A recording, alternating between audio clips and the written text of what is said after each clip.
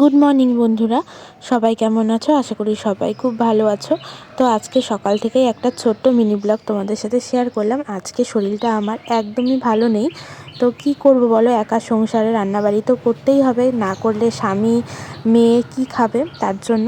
তো এদিকে দেখো, তোমাদের দাদাভাই আজকে আমাকে প্রচুর কাজ করে দিচ্ছিল, কারণ তোমার দাদাভাই আজকে সকালেই কাজ হয়ে গেছিলো আর অনেকটা সময়ও বাড়িতে ছিল। তার জন্য এখানে আমি ডিম সিদ্ধ করে ওকে দিয়ে দিয়েছি, সেটাই ও ছুলে দিচ্ছিল আর আমাকে বলছিল যে সব কিছুরই ভিডিও করতে হবে নাকি।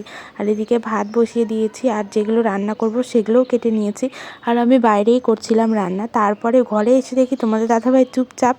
তারপরে দেখি তোমাদের দাদাভাই বিছানা গোছাচ্ছে, আর এইদিকে চোখের নিচটা খুব অপরিষ্কার হয়েছিল, তার জন্য সেটাকেই পরিষ্কার করছিল আর আমাকে বলছিল কী অবস্থা করে রেখেছে।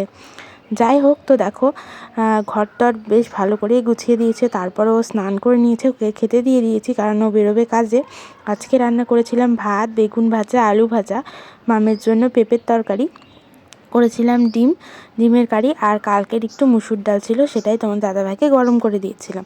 তো দেখো স্নান করে চলে এসেছি এখন, আর এত ঠান্ডার মধ্যে সাহস নিয়ে আজকে মাথাটা আমি শ্যাম্পু করেই ফেললাম। তো রোজ ঘষবো করে ঘষা আর হচ্ছিল না, তো ভাবলাম আজকেই একটু শ্যাম্পু করে নিই।